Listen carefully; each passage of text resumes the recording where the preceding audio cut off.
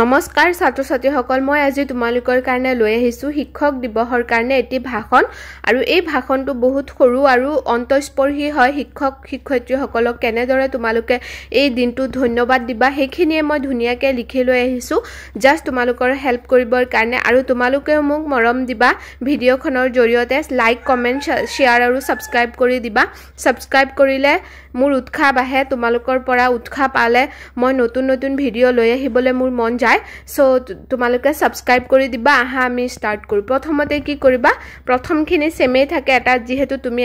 এটা সভাত উপস্থিত আছা সো সভাখনৰ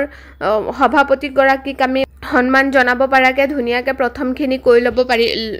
কৈ লব লাগিব প্ৰথমতে নমস্কাৰ বুলি কৈ আজিৰ এই শিক্ষক দিৱসত উপস্থিত হোৱা সন্মানীয় সভাপতি মহোদয় তথা মোৰ শ্ৰদ্ধাৰ প্ৰধান শিক্ষক বা শিক্ষয়িত্ৰী তোমাৰ যোন থাকে তেওঁৰ নাম লবা মহোদয় থাকিলে মহোদয় আৰু যদি মহিলা থাকে মহোদয়া বুলি কবা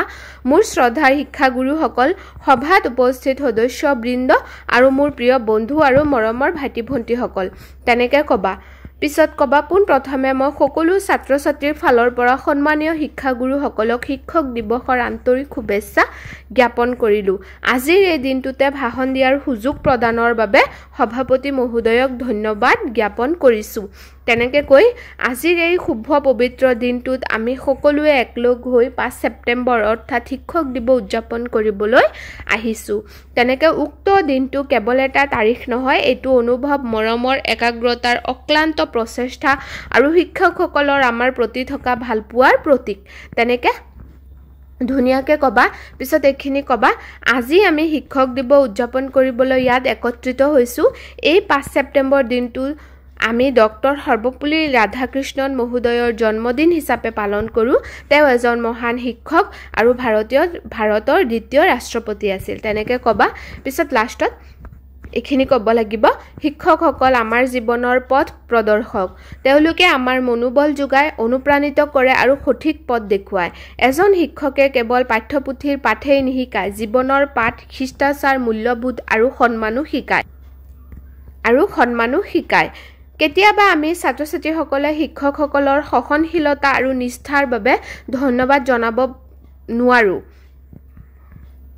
এনেকে লিখিবা জনাব নোৱাৰো হেহে আজি এই সুযোগত অন্তৰেৰে তেওঁলোকলৈ হাজাৰ হাজাৰ কৃতজ্ঞতা জ্ঞাপন কৰিলো আমি ভৱিষ্যতে যি লাভ কৰিম তাৰ আধাৰশিলা সদায় আমাৰ শিক্ষকসকলে নিৰ্মাণ কৰি দিয়ে আজি আমি প্ৰতিজ্ঞা কৰো যে আমি সদায় আমাৰ শিক্ষকসকলক সন্মান কৰিম আৰু তেওঁলোকৰ শিক্ষা অনুসৰণ কৰি তেওঁলোকক গৌৰৱান্বিত কৰিম পিছত আকৌ এখিনি কব লাগিব আমাৰ সকলো শিক্ষাগুৰুসকললৈ আকৌ এবাৰ শিক্ষক দিৱসৰ আন্তৰিক শুভেচ্ছা জ্ঞাপনেৰে মই মোৰ চমু বক্তব্য সামৰণি মাৰিলো ধন্যবাদ তেনেকে কৈ তোমালোকৰ চমু বক্তব্য সামৰণি মাৰি দিবা সো এখিনি আছিল আজিৰ ভিডিঅ আশা কৰো তোমালোকে ভিডিঅ'খনৰ পৰা লাভৱান হবা আৰু মুকো